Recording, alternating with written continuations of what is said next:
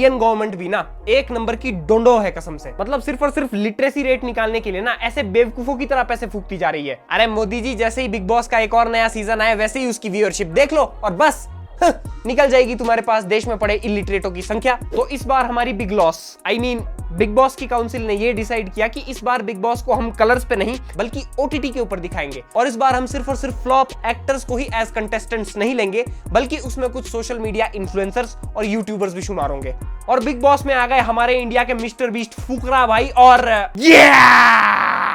Puneet superstar. So most of the audience को probably पता होगा कि इन दोनों के साथ क्या हुआ। इन दोनों के साथ की गई पार्शियलिटी। और पुनीत ने तो शो ज्वाइन करने के कुछ ही घंटों बाद इन लोगों को यह दिखा दिया कि क्यों वो लॉर्ड कहलाते हैं। अब जितनी हाइप तो भाई पुनीत के शो को ज्वाइन करने की नहीं थी, इससे दुगनी हाइप तो इसने शो को छोड़कर बना दी। बिग बॉस की रेटिंग और जियो सिनेमा की व्यूअरशिप वैसे गिरी जैसे पाकिस्तान की इकोनॉमी। और जब मैं ये वीडियो लिख रहा था तभी मुझे ध्यान आ गया अपने फुकरा भाई का। और इनको देखकर मैं सोच रहा था कि मेरा क्या करियर हो सकता है यूट्यूब पे। नहीं मतलब सही में एक यूट्यूबर जिसे लोग इंडिया का मिस्टर बीस्ट कहते हैं, वो अगर ऐसे शो में जा रहा है जिसमें खुद फ्लॉप एक्टर्स आते हैं अपने करियर को रिवाइव करने, तो हमारा तो भाई क्या ही स्कोप है। इनके अभी तक 1K सब्सक्राइबर्स भी नहीं हुए और इससे पहले कि मेरे 1K सब्सक्राइबर्स पूरे हो जाए तुम सब्सक्राइब कर लो। नहीं मतलब फुकरा भाई सीरियसली यार, आपके पास इतनी सारी पहले ही ऑडियंस है ओटीटी की। अब आप एक ऐसे शो पे जाकर क्या कर रहे हो जहां पर लोग अपने करियर को रिवाइव करने आते हैं। और इन लोगों के करियर की भी उतनी ही वैल्यू है जितनी फिल्म आदि पुरुष में डायलॉग्स की। आया हूं तो हीरो बन के ही जाऊंगा। गधा नंबर 1। हार मानने वाला नहीं हूं मैं। अरे गधे को क्यों गाली दे रहे हो? अभी ये जो तुमने क्लिप देखी ना, इसमें ये लोग पुनीत को इसलिए हेट नहीं कर रहे बिकॉज वो उनके साथ रिलेट नहीं कर पा रहे या फिर वो इन्हें काफी ज्यादा क्रिंज लग रहा है। कहीं ना कहीं ये भी पुनीत को देखते होंगे या फिर कहीं ना कहीं ये भी जानते हैं कि पुनीत इन्हीं हरकतों की वजह से फेमस हुआ है। The reason here is jealousy, envy जो इन टीवी एक्टर्स को है इन्फ्लुएंसर्स को लेके। बिकॉज जो शो जाना जाता था मेनली इन टीवी एक्टर्स की वजह से, आज उस शो की मेजॉरिटी व्यूअरशिप इंक्लूडिंग वो लोग भी जो इस शो को कभी देखते भी नहीं थे, वो भी इस शो को देखने लगे हैं because of these social media influencers. अब इन ठुसियों को लगा था कि अगर हम इन यूट्यूबर्स को सप्रेस करेंगे या फिर इनके साथ पार्शियलिटी करेंगे तो शायद हम अपनी सुपीरियोरिटी इनके ऊपर मेंटेन रख सके। But let me remind you guys, this is 2023 not 2016 or 2019। ये चीज एक बारी को पॉसिबल हो भी सकती थी अगर ये पुराना वाला टाइम होता, but the scenario is different here. अब आज की डेट में सबके पास अपना अपना स्मार्ट डिवाइस है। अब जितने भी ये जो टीवी एक्टर्स हैं जिन्हें बहुत ज्यादा घमंड है अपने टीवी एक्टर होने का, तुम मेरी बात सुनो। जब आज की डेट में एक 12-12 साल के बच्चे के पास अपना स्मार्ट डिवाइस है और वो उसी डिवाइस के ऊपर अपनी एज के हिसाब से कंटेंट को एंजॉय कर रहा है, तो तुम्हें जानकर उसका क्या फायदा हो जाएगा है? या फिर वो तुम्हें क्यों जानना चाहेगा? अब भाई ये वो वाला जमाना थोड़ी ना है कि जब एक बार मम्मी के हाथ में रिमोट लग गया तो उनकी मर्जी से सास बहू वाले सीरियल्स चलाए जाएंगे टीवी के ऊपर। नहीं, आज की डेट में प्रेफर ही कौन करता है टीवी देखना। अब सबके पास एंटरटेनमेंट करने के लिए अपना स्मार्ट डिवाइस है, सब अपना प्राइवेट स्पेस एंजॉय करते हैं। That's it। हम लोगों के घर में जहां पर पहले हमारी मम्मियां फ्री टाइम में सीरियल्स देखना पसंद करती थी, अब वो भी सोशल मीडिया के ऊपर स्क्रॉल करना प्रेफर करती है। भाई साहब, जब तुमने जिन लोगों के लिए शो बनाया है वही जब तुमसे रिलेट नहीं कर पा रहे, वही जब तुम्हें नहीं देख रहे, तो भाई तुम 18 से 26-27 साल की ऑडियंस से क्या एक्सपेक्ट करते हो? और जबकि तुम्हारे पास ऑडियंस भी इस बार वही वाली है जो ओटीटी क्रिएटर्स का कंटेंट कंज्यूम करना प्रेफर करती है। And this is not only about TV serials, ये पूरे टीवी के साथ ही ऐसा हो रहा है। बेचारे हमारे घर में 32 इंच की एलईडी ऐसी की ऐसी लटकी हुई है बिकॉज कोई प्रेफर ही नहीं करता आज की डेट में टीवी देखना। सबके पास अपने अपने एंटरटेनमेंट के लिए डिवाइस है। ओटीटी प्लेटफॉर्म्स और इंटरनेट ने ऑलमोस्ट टीवी सीरियल्स और ऐसे ड्रामे को एकदम खत्म कर दिया है। तो टीवी सीरियल्स के ऊपर रोने वालों, तुम्हें चौड़ किस बात की है? जो यहाँ पर इस बार की बिग बॉस की ऑडियंस है जो कि स्पेशल फुकरा इंसान या फिर पुनीत सुपरस्टार को देखने आई थी, वो इन टीवी एक्टर्स के बारे में जानना तो छोड़ो, इन्होंने इनमें से मैक्सिमम का कभी नाम तक नहीं सुना होगा। और अब ऐसा नहीं है कि ये पार्शियलिटी सिर्फ और सिर्फ कंटेस्टेंट्स कर रहे हैं, ये पार्शियलिटी लिटरली शो के एडमिनिस्ट्रेटर्स भी कर रहे हैं, वोटिंग रिजल्ट्स में ढंढाढुई करके। अरे बिग बॉस वालों, अगर अपने शो की चिंता नहीं थी तो कम से कम एक बार अंबानी जी के बारे में तो सोच लेते। लिटरली भाई इतना नुकसान हिंडनबर्ग वालों ने अडानी का नहीं किया होगा जितना इन बिग बॉस वालों ने अंबानी का कर दिया, जियो सिनेमा की रेटिंग्स गिरा के। वैसे ठीक भी है क्योंकि जहां पर मैं रहता हूं वहां पर जियो का नेट ठीक से चलता भी नहीं है, तो मेरी बद्दुआएं कहीं ना कहीं तो लगनी थी ना। लिटरली पुनीत सुपरस्टार ने इतनी ज्यादा हाइप क्रिएट कर दी है कि हमारे ठगेश भाई तो पिछली 2-3 वीडियोस से उनका पीछा छोड़ ही नहीं रहे। अभी आते हैं जरा ठगेश अनफिल्टर्ड पे और उनकी पिछली 2-3 वीडियोस कंपेयर करते हैं। Puneet superstar, Puneet superstar, Puneet superstar. हाँ भाई, ये सिर्फ और सिर्फ अभी अनफिल्टर्ड पे है।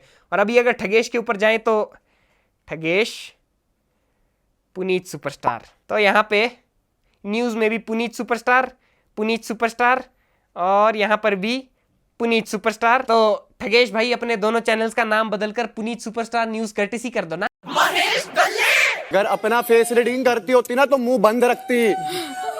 कुत्ते के भौंकने पे पत्थर नहीं मारते हम, कुत्तों के भौंकने पे पत्थर नहीं मारते हम, समझी?